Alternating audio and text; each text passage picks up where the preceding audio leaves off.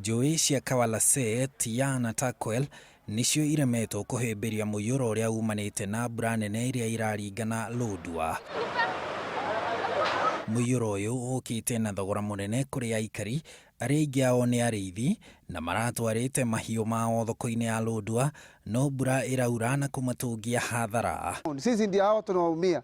Wanyama wetu wamebebwa na mito, mali zetu zimebebwa na mito. Kĩguũ gĩkĩ no gĩtambĩtie marũrũ makĩo taũni-inĩ ya Lodwar na gũthũkangia mĩtambo ĩtiganĩte na kinyagia thoko-inĩ ya matunda na nyeni, onjoria makiongania kĩrĩa matigĩirio.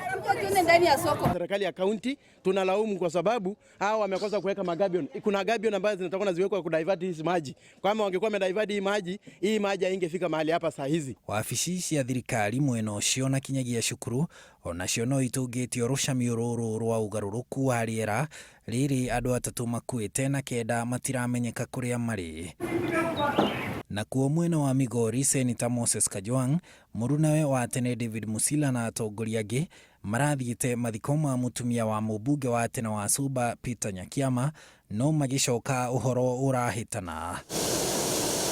Mbura nene ĩrĩa irathandana mwena ũcio iratuanga barabara ya Koguta Sindo na atongoria ya maragĩa na mũcamo wa mitangĩko ĩrĩa mũingĩ ũkoragwo nayo. We the people of Suba, we do not have something that we can call a road. It is a collective shame on all the leaders who come from this region.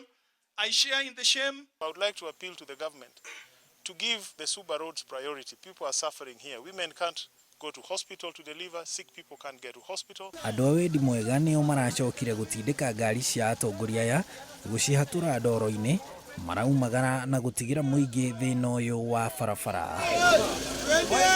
Handũ-inĩ ha Inooro TV, njĩtagwo Harun Njoroge wa Maina.